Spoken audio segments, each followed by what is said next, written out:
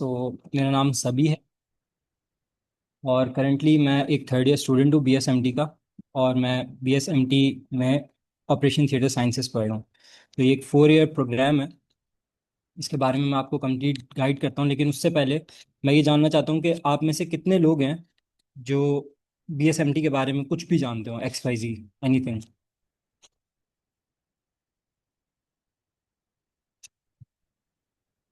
You guys can raise your hands, you guys can share your comments on that, anything. नहीं भी पता तो no भी कर दें। इसकी फुल फॉर्म है bachelors in medical technology.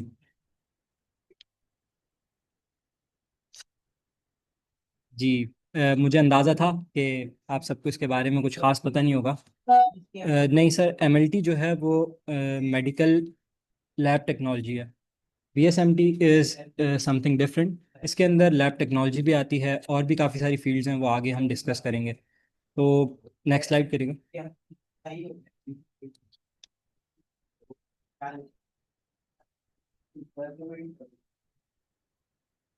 Basically हम स्टार्ट करते हैं डेफिनेशन से। तो बीएसएमटी एक बैचलर्स डिग्री है, बैचलर्स प्रोग्राम है 4 इयर्स का। इसके अंदर क्या होता है कि जैसे कि एक डॉक्टर की डिग्री होती है, आप एमडी कैट क्लियर करते हैं, उसके बाद आप एमबीबीएस करते हैं। तो वही सारे कोर्सेज आपको पढ़ाए जाते हैं, लेकिन सुपरफिशियली। जैसे आप एमडी कैट के लिए अगर पढ़ रहे हैं तो आप बहुत डेप्थ में जाके हर एक सब्जेक्ट को, जैसे मिसाल लेते हैं हम कि आप फिजियोलॉजी, एनाटमी, माइक्रोबायोलॉजी, बायोकेमिस्ट्री, इन सब चीज़ों की डेप्थ में जाते हैं। लेकिन मैंने कम्स टू बीएसएमटी, आप ये सारे सब्जेक्ट्स पढ़ते हैं but on a superficial level. तो आपके पास नॉलेज उतनी ही होती है जितनी एक एमबीबीएस डॉक्टर के पास होती है, लेकिन सिर्फ फ़र्क इतना होता है कि you guys can not make a diagnosis. आप कोई चीज़ डायग्नोस नहीं कर सकते। आप ट्रीटमेंट वही देते हो जो डॉक्टर बताते हैं, लेकिन आप एक टीम वर्क होते हो। बेसिकली ये एक डिग्री ऐसी है, स्किल बेस्ड डिग्री है। और इसमें आपका जो बेसिकली रोल होता है ना, वो होता है टीम वर्क का। आपने सारी चीज़ों को लेकर एक सिनेरियो के ऊपर काम करना होता है कुछ लोगों के साथ मिलकर। तो ये है डिग्री का जो मेन मोटिव। इसके अंदर हमारे पास तब्बा हार्ट इंस्टीट्यूट के अंदर, जहाँ से मैं पढ़ रहा हूँ, हमारे पास 3 फील्ड्स होती हैं। एक होता है ऑपरेशन थिएटर साइंसेस, एक होती है कार्डियोवैस्कुलर साइंसेस जिसको सीवीएस कहते हैं, और एक होती है कार्डियक परफ्यूजन साइंसेस जिसको सीपीएस कहते हैं। इसके अलावा बाकी इंस्टीट्यूट्स में आपको रेस्पिरेटरी थेरेपी मिलेगा, मेडिकल टेक्नोलॉजी मिलेगा, डेंटल टेक्नोलॉजी मिलेगा, ऑप्थेल्मोलॉजी मिलेगा। इसके अलावा तकरीबन 12 से 15 और इसके अंदर फील्ड्स हैं। लेकिन जो अभी मोस्ट ट्रेंडिंग पर हैं वो कुछ 3 4 फील्ड्स हैं, जिसमें 3 हमारे पास हैं और 2 और हैं। रेस्पिरेटरी थेरेपी काफ़ी अच्छा चल रहा है, और उसके अलावा medical lab technology. Slide next करिएगा।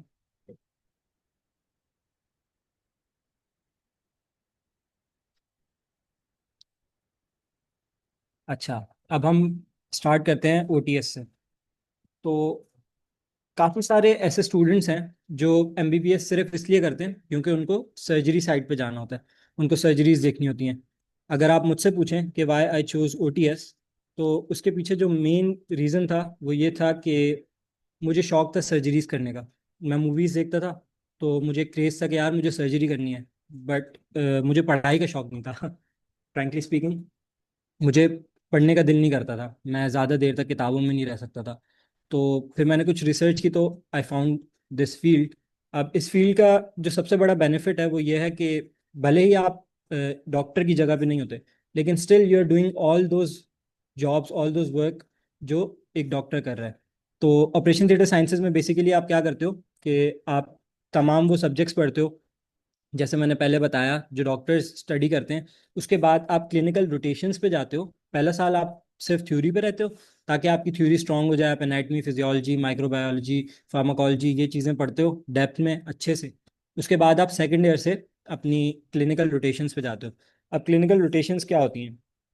जो भी क्लिनिकल एरिया है जहाँ से आप लिंक्ड हो, जैसे कि मैं ओटीएस की बात करूँ तो मैं ऑपरेशन थिएटर से लिंक्ड हूँ।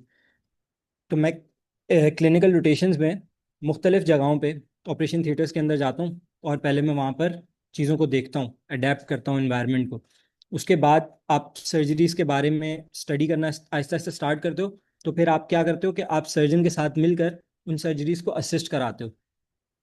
बेसिकली ये आपका मेन काम होता है। जैसे आपने सुना होगा शायद ऑपरेशन थिएटर टेक्नीशियन के बारे में। तो ये टेक्नीशियन की एक एडवांस्ड, एक बैचलर्स लेवल पे एक पोस्ट है। तो ये सीन होता है कि आप इसमें बेसिकली ओआर के अंदर आपकी जो जॉब्स होती हैं, वो सर्जन को इंस्ट्रूमेंट्स देना होता है। आप स्क्रब होके एक फील्ड के अंदर खड़े होते हो, जैसे आपने मूवीज में देखा होगा कि ग्रीन टॉवल्स लगे हुए होते हैं, एक बंदे ने ग्रीन कलर का कुछ गाउन सा पहना हुआ होता है, हेड कैप पहनी होती है, मास्क पहना हुआ होता है, ग्लव्स पहने हुए होते हैं, और वो बंदा सर्जरी असिस्ट करा होता है सर्जन के साथ। तो सर्जन के साथ जो तीन चार लोग और खड़े होते हैं ना, वो सर्जन नहीं होते, वो उसकी टीम होती है, वो ऑपरेशन थिएटर टेक्नोलॉजिस्ट होते हैं या टेक्नीशियंस होते हैं। तो वो मिलकर डॉक्टर के साथ सर्जरी कर रहे होते हैं, सर्जन के साथ मिलकर। अच्छा, इसके अंदर मज़े की बात यह है कि अगर आप ऑपरेशन थिएटर साइंसेस पढ़ते हैं तो आपके पास आगे बहुत वास्ट एक प्लेटफॉर्म है जिसमें आप प्रैक्टिस कर सकते हैं। अगर बात की जाए डेंटिस्ट बनने की या डॉक्टर बनने की, तो आप अगर एक सर्जरी की तरफ जाना चाहते हैं, एमबीबीएस करने के बाद, एफसीपीएस करने के बाद स्पेशलाइजेशन आप एक सर्जरी में करते हैं। इसी तरह ओटीएस में भी है।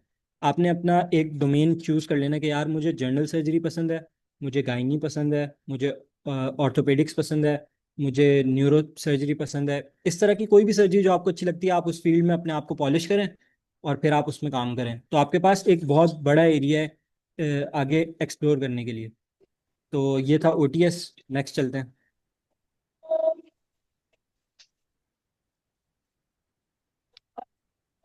अच्छा, नेक्स्ट हमारे पास आता है कार्डियोवैस्कुलर साइंसेस।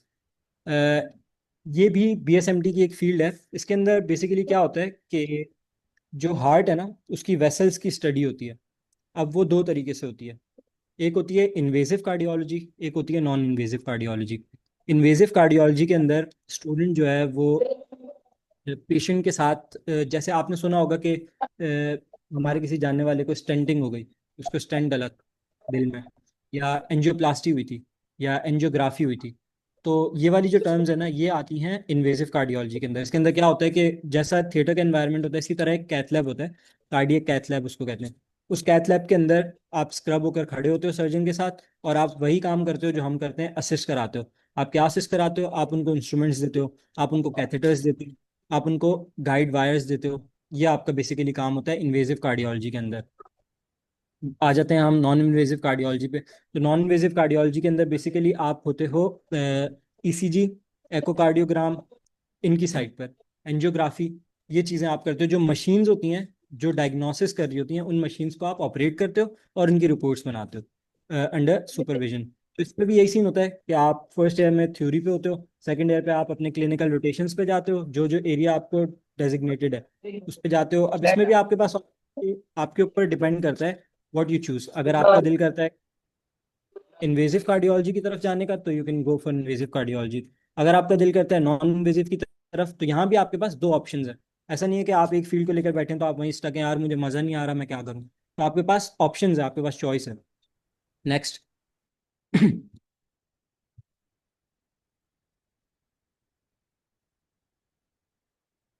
थर्ड हमारे पास आता है कार्डियक परफ्यूजन साइंसेस। अच्छा, ये बहुत ही हाइप फील्ड है। मैं इसको प्रमोट नहीं करता, लेकिन मैं आपको इसमें जाने से वो भी नहीं करूंगा कि भाई आप ये फील्ड मत चूज करें। असल में मसला ये है कार्डियक परफ्यूजन साइंसेस का कि इस फील्ड की पाकिस्तान के अंदर फिलहाल जॉब पोस्ट बहुत कम है। मैं आपको फील्ड के बारे में बताऊं, फिर नेक्स्ट हम इसको डिटेल में बात करेंगे। अच्छा, कार्डियक परफ्यूजन साइंसेस का एक ही पर्पज़ है, वो होते हैं ऑपरेशन थिएटर के अंदर। जब कार्डियक सर्जरी हो रही होती है, जो आपने शायद सुना हो बाईपास हुआ है, उस बाईपास के अंदर जब दिल के ऊपर काम किया जाता है, अब दिल है उसकी अपनी एक सप्लाई होती है। आप मेडिकल स्टूडेंट्स हैं, यू गाइस ऑल नो कि कॉरोनरी सप्लाई होती है हार्ट की। तो उनमें जो कॉरोनरी आर्टरीज होती हैं वो ब्लॉक हो जाती हैं। जब वो सीवियरली ब्लॉक्ड होती हैं तो फिर हमारे पास बाईपास का ऑप्शन होता है। उसमें हम क्या करते हैं कि जिस जगह पे ब्लॉकेज है, उससे पहले और उसके बाद एक वेन का ग्राफ्ट लगाते हैं। एक वेन पाँव के अंदर होती है जिसको ग्रेट सेफिनस वेन कहते हैं, वो अल्लाह ताला ने हमें एक्स्ट्रा दी है। इसी तरह वो हाथ में भी होती है, रेडियल नर्व, वो भी हमारे पास एक्स्ट्रा होती है। तो इस तरह से वो नर्व वहाँ से डाइसेक्ट करके उस नर्व को according to the size cut करके, और वहाँ पर एनास्टोमोसिस की जाती है, उसको वहाँ पर सूचर करके सिक्योर कर दिया जाता है, ताकि जो ब्लॉकेज थी उसको एक नया पाथ मिले और ब्लड सप्लाई वापस से कंटिन्यू हो जाए। तो इनका काम ये होता है, जब बाईपास चल रहा होता है तो वो जो हार्ट है उसकी एक्टिविटी को स्टॉप करना होता है। तो उस एक्टिविटी को स्टॉप करने के लिए लाजमी है, हार्ट की एक्टिविटी स्टॉप करेंगे तो हार्ट तो मर जाएगा। आपने सुना होगा यार, दिल बंद हो गया इंसान की मौत हो गई। तो जो मशीन होती है, वो मशीन हार्ट को कंट्रोल कर रही होती है, कब बंद करना है, कब स्टार्ट करना है, कब ऑक्सीजनेट करना है, कब डीऑक्सीजनेट करना है। और ये सारा काम एक परफ्यूजनिस्ट बैठ के एक मशीन को मॉनिटर करते हुए कर रहा होता है। उसका और कोई काम नहीं होता थिएटर के अंदर। अच्छा, स्कोप की बात करें इसकी, तो स्कोप इसका इसलिए कम है क्योंकि as you guys all know कि पाकिस्तान में बहुत मुनासिब से कार्डियक सेटअप्स हैं। बड़े बड़े कार्डियक सेटअप्स की बात करें तो हमारे पास NICVD आ जाता है, तब्बा हार्ट इंस्टीट्यूट आ जाता है, ज़ियाउद्दीन आ जाता है, अभी मामजी ने भी स्टार्ट किया है। लेकिन फिर भी एक सेलेक्टेड जगह है। तो अगर एक साल के अंदर मुख्तलिफ इंस्टीट्यूट से 100 बच्चे भी पास आउट हो रहे हैं तो जॉब का रेशियो बहुत कम होता है। लेकिन एज़ कम्पेयर टू पाकिस्तान, अगर आप फॉरेन कंट्रीज की बात करें तो वहाँ पर इसका बहुत अच्छा स्कोप है। कार्डियक परफ्यूजन बहुत ही एक अहम फील्ड है। और अगर ये ना हो तो फिर बाईपास करना बहुत मुश्किल है। तो अच्छी फील्ड है, लेकिन अगर आपका प्लान पाकिस्तान में रहने का है तो ये आपके लिए waste of time, waste of money है। और अगर आपका प्लान है कि आप पाकिस्तान से बाहर जाके इस चीज़ को कंटिन्यू करना चाहते हैं तो ये बेहतरीन फील्ड है। इससे अच्छी कोई फील्ड ही नहीं है। नेक्स्ट।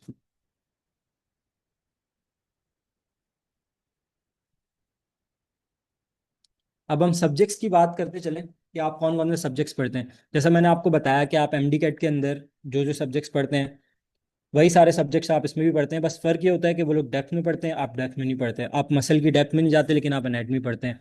आप पेशेंट की फिजियोलॉजी पढ़ते हैं, आप माइक्रोबायोलॉजी पढ़ते हैं, बायोकेमिस्ट्री पढ़ते हैं, फार्माकोलॉजी पढ़ते हैं, जनरल पैथोलॉजी पढ़ते हैं। जनरल पैथोलॉजी यानी कि किन किन चीज़ों से क्या क्या बीमारियाँ होती हैं और बीमारियाँ किस किस टाइप की होती हैं। इसके अलावा आप एनेस्थीसिया पढ़ते हैं, क्योंकि आपका थिएटर में काम है तो आपको एनेस्थीसिया के बारे में नोहा होनी चाहिए। उसके अलावा आप कार्डियक केयर पढ़ते हैं, क्योंकि ये सारी फील्ड कार्डियक से रिलेटेड है, दिल से रिलेटेड है। अगर हम OT की बात करें तो वहाँ भी हमारा कुछ ना कुछ रिलेशन दिल से होता ही है। इस तरह आप स्पेशलाइज ऑपरेशंस पढ़ते हैं कि एक सर्जिकल प्रोसीजर है वो किस तरीके से होता है, कैसे होता है। उस पूरे प्रोसीजर को आप पहले स्टडी करते हैं क्लासरूम में, फिर आप जाके क्लिनिकल रोटेशंस पे देखते हैं। तो आप जब देखते हैं आपको सारी बात समझ आ जाती है कि हाउ अ कैबेज वर्क्स। इसी तरह आप बिजनेस कम्युनिकेशन पढ़ते हैं ताकि आपकी कम्युनिकेशन स्किल्स अच्छी हों। आप बायो सेफ्टी पढ़ते हैं ताकि आप अपने आप को बचा सकें। बायो सेफ्टी का मतलब क्या होता है? बायो तो लाइफ है। अब जिंदगी से क्या सेफ्टी मांग रहे हैं आप? तो बायो सेफ्टी में आप ये देखते हैं कि जो बाकी के ऑर्गेनिजम्स हैं इन्वायरमेंट के अंदर, उनसे मैं खुद को कैसे बचाऊं। क्योंकि आप हॉस्पिटल इन्वायरमेंट में है, लाजमी सी बात है, एक पेशेंट आया, वो सीवियर इन्फेक्शन के साथ है, वो खांस रहा है और आप उसके बराबर में खड़े हैं, तो लाजमी ड्रॉपलेट इन्फेक्शन है, आपको फैल सकता है। तो उन चीज़ों से आपने खुद को कैसे बचाना है उसके बारे में पढ़ते हैं। बाकी पाकिस्तान स्टडीज़ है, ये कंपलसरी सब्जेक्ट है, इस्लामियत है कंपलसरी है, उर्दू है कंपलसरी है, ये पढ़ना पड़ता है। OT मैनेजमेंट, मुस्तकबिल में जाके अगर आप OT में काम कर रहे हैं तो आपको, आपका मैनेजर नहीं है, आपको OT मैनेज करना पड़ता है। तो ऑपरेशन थिएटर साइंसेज वाले स्टूडेंट्स ये भी पढ़ते हैं कि आपको मैनेजमेंट भी आनी चाहिए। अगर आपके पास 10 थिएटर हैं एक हॉस्पिटल के अंदर तो आपको किस तरह से रन करने, आप ये चीज़ भी पढ़ते हैं। तो इसके अंदर सबसे बड़ा बेनिफिट ये है कि OT अगर आप पढ़ रहे हैं, OT साइंसेज, तो आप आगे जाके मास्टर्स कर सकते हैं अलाइड हेल्थ साइंसेज में, या फिर आप मास्टर्स कर सकते हैं हॉस्पिटल मैनेजमेंट में। तो उससे क्या होता है कि आप मैनेजमेंट पोस्ट की तरफ भी जा सकते हैं। अगर आपको लग रहा है कि भाई मुझसे जो है क्लिनिकल्स नहीं होते, मैं थक जाता हूँ, तो आपके पास ये ऑप्शंस भी अवेलेबल हैं कि आप मैनेजमेंट साइड चले जाएं या टीचिंग साइड चले जाएं। अच्छा, इसके बाद आता है CCU मैनेजमेंट। ये कार्डियोवैस्कुलर साइंसेज और कार्डियक परफ्यूजन साइंसेज वाले स्टूडेंट्स पढ़ते हैं। इसमें जो इनके पेशेंट्स होते हैं ना, बेसिकली वो क्रिटिकल केयर यूनिट की तरफ कभी ना कभी जाते हैं प्रोसीजर के बाद। मतलब चांसेस होते हैं उनके कि वो क्रिटिकल केयर की तरफ जाएं, तो वो उसकी मैनेजमेंट भी साथ साथ पढ़ते हैं। नेक्स्ट।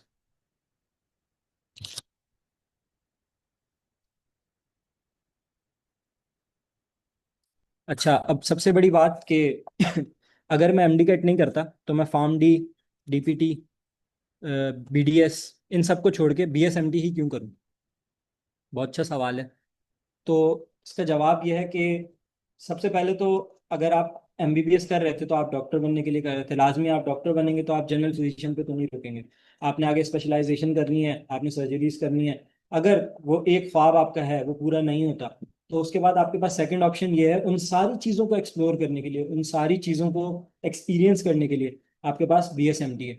क्योंकि आप हॉस्पिटल में डॉक्टर्स के साथ, सर्जन्स के साथ काम करते हैं, आप राउंड्स करते हैं, आप लैब कोट स्क्रब पहन के घूमते हैं, आपको वही रिस्पेक्ट मिलती है जो एक डॉक्टर को मिलती है। तो ये सारी चीज़ें बीएसएमटी की तरफ अगर आप जाना चाहें तो प्लस पॉइंट्स हैं। अच्छा, इसके अलावा जॉब अपॉर्चुनिटीज़ बहुत अच्छी हैं। अगर आप स्किल्ड, क्योंकि ये स्किल बेस्ड डिग्री है, तो इसमें आपकी जो एकेडमिक्स हैं वो इतना मैटर नहीं करते। आप टॉप ग्रेडर भले ना हो, लेकिन आपको काम अच्छा आता है ना, तो जहाँ जहाँ आप रोटेशन पे गए हो, कहीं ना कहीं से आपको कॉल आ जाती है कि भाई हमारे पास वैकेंसी है, यू कैन ज्वाइन। तो सबसे बड़ा फ़ायदा ये है कि आपको जॉब अपॉर्चुनिटी बहुत अच्छे से मिलती है। डजेंट मैटर कि आपके ग्रेड्स बहुत ज़्यादा हाई हैं या बिल्कुल लो हैं, इस पे मैटर नहीं करता इतना, आपको काम कितना आता है।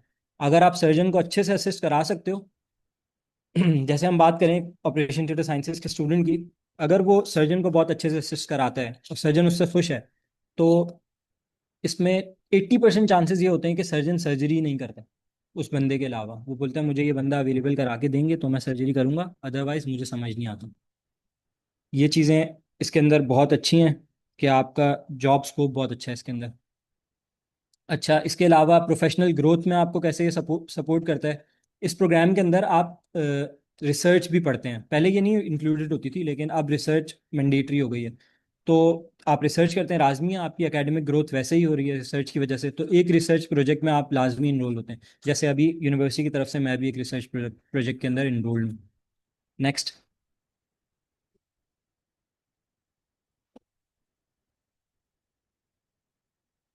अच्छा, अब बात करते हैं प्रोज एंड कॉन्स की।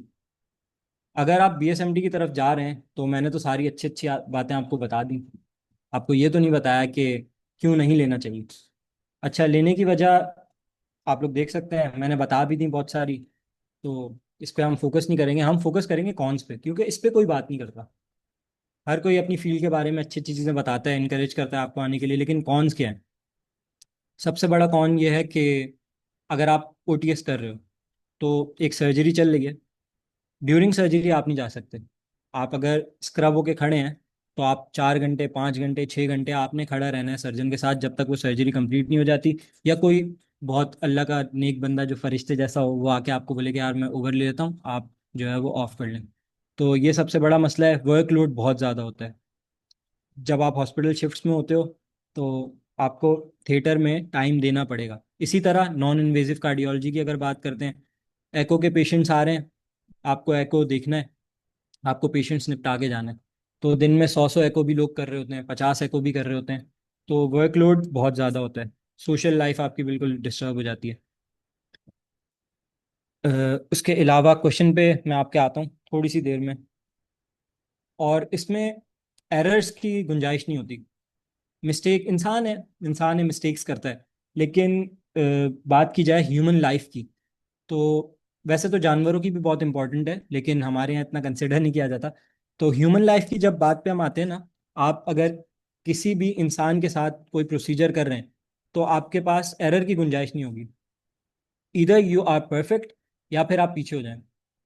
यहाँ पे हाथ साफ करने वाली बात नहीं है। तो एरर, जो लोग ये समझते हैं कि यार मैं बार बार मिस्टेक्स कर लेता हूँ या मैं ध्यान नहीं दे पाता, मैं फोकस नहीं रख पाता, उनके लिए ये फील्ड नहीं है। ये फील्ड ऐसी है कि आप अगर थिएटर में खड़े हैं तो आपको रिस्पॉन्सिव रहना है। और अगर आप सर्जन के साथ असिस्ट करा रहे हैं तो आपको 3 स्टेप्स आगे चलना पड़ता है सर्जन से, कि आपको पहले से पता होता है अब सर्जन को क्या चाहिए, अब सर्जन किस चीज़ की डिमांड करेगा। तो वो चीज़ आपके हाथ में रेडी होती है, आपने बस मुड़ के उनको पकड़ानी होती है। तो ये चीज़ें हैं, अगर अटेंटिव माइंड है तो इस फील्ड की तरफ आए, अटेंटिव माइंड नहीं है तो फिर ये फील्ड आपके लिए नहीं है। तो ये कुछ कॉन्स थे और प्रोज थे। इसके अलावा नेक्स्ट, अब आपके कुछ क्वेश्चंस हैं तो आप मुझसे पूछ सकते हैं। Salary as a fresher and max it can reach. अच्छा, अगर सैलरीज की बात करें फ्रेशर को, अभी गवर्नमेंट जॉब के लिए अगर आप अप्लाई करते हैं तो आपको 16th ग्रेड मिलता है। और अगर आप प्राइवेट जॉब्स के लिए जाते हैं तो स्टार्ट करता है 40,000 से। और कुछ बहुत अच्छी जगह है, डिपेंड करता है आपके एक्सपीरियंस के ऊपर, आपका एक्सपीरियंस बहुत अच्छा है तो मैंने कुछ ऐसे सीनियर्स भी देखे हैं, एलएनएच के पास आउट हैं, जो मैनेजर्स की पोस्ट पे लगे हुए हैं 2 साल के एक्सपीरियंस के साथ। तो मैटर, मैंने जैसे पहले बात कही कि आपकी बेस पे मैटर करता है कि कितना काम आपको आता है। अगर आप काम में बहुत अच्छे हैं तो आपको 60,000 भी मिलते हैं, 70,000 भी मिलते हैं। तो स्टार्ट 40 to 45,000 सैलरी होती है इसकी। और मैक्स ये जो है 1.5 से 2 लाख तक आराम से जाती है।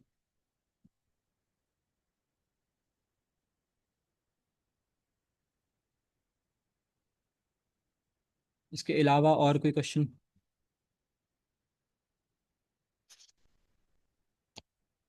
अच्छा, बात करें अगर हम कौन कौन से इंस्टीट्यूट हैं जो ये BSMT की फील्ड करा रहे हैं पाकिस्तान में, तो हमारे पास इस्लामाबाद के अंदर आ जाती है शिफा तामीर मिल्लत यूनिवर्सिटी।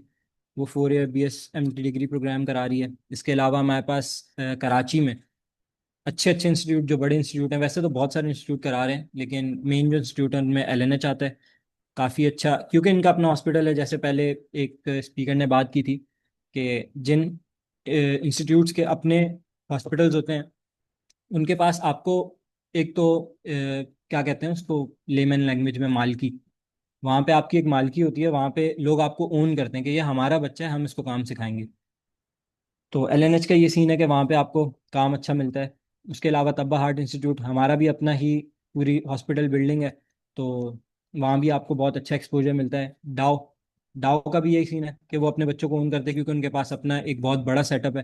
तो ये सीन्स हैं कि ये कुछ इंस्टीट्यूट्स हैं जहाँ पे आपको फ्री हैंड अच्छे से मिलता है, आप काम सीखते हैं, आप अच्छे प्रिंसिपल सीखते हैं। SIUT है हमारे पास गवर्नमेंट में, JSMU है गवर्नमेंट में, इनकी फीसेस थोड़ी सी कम है। बाकी जो प्राइवेट इंस्टीट्यूट्स हैं उनकी तकरीबन सेमेस्टर फीस है लाख रुपए, 1,10,000, 90,000, 90,000 प्लस ही है। तो ये सब चीज़ें थी गाइस जो मैंने आपके लिए बेसिक्स निकाली थी। इसके अलावा आपको कोई चीज़ पूछनी हो? अच्छा, MLT और BSMT, देखें, MLT जो है ना वो सिर्फ लैब टेक्नोलॉजी है। उसमें आप सिर्फ और सिर्फ लेबॉर्ट्री की हद तक होते हैं। लेबॉर्ट्री में स्पेसिमिन को कैसे डील करना है, अच्छा स्पेसिमिन में से जो है वो टेस्ट रिजल्ट्स कैसे निकालने हैं, मशीन्स कैसे ऑपरेट करनी है, टोटली अबाउट लेबॉर्ट्री। जो जो चीज़ें लेबॉर्ट्री में होती हैं आप वही सीखते हैं। एज कम्पेयर टू BSMT के अंदर आप लोग अलग अलग फील्ड हैं, उसमें से आपकी मर्जी आप क्या चूज करना चाहते हैं। OTS, respiratory therapy, CVS, CPS, ये सारी फील्ड्स होती हैं आपके पास।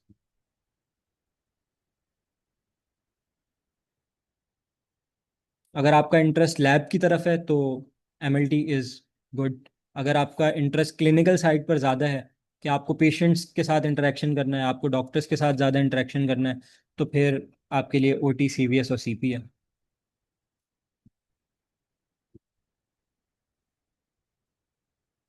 और कोई क्वेश्चंस गाइस आपके?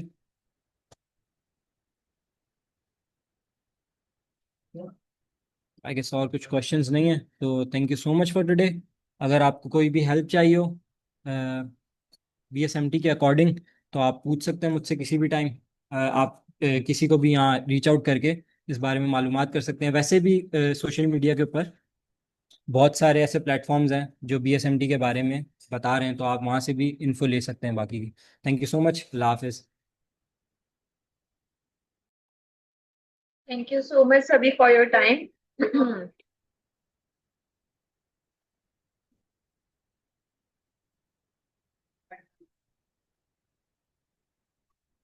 Okay, so now we have our last speaker, Javeria. Javeria जो है हमारे पास वो BSRT के स्टूडेंट हैं। डाउ यूनिवर्सिटी ओझा कैंपस से वो अपनी डिग्री जो है उसे परस्यू कर रही हैं। और इसके अलावा थर्ड ईयर की स्टूडेंट हैं Javeria, and she is currently working on research on AI in radiology because RT is like radiology. So वो रेडियोलॉजी पे रिसर्च वर्क में भी करंटली जो है वो काम कर रही हैं। इसके अलावा वो कनेक्ट स्कॉलर की एम्बेसडर हैं, और साथ ही साथ वो कम्युनिटी सर्विसेज में फंड रेजिंग की लीडर भी हैं, which shows her volunteering experience. So I would like to invite Javeria, but like there is only 1 minute left in this meeting. So again, I would want all of you कि आप लोग जो है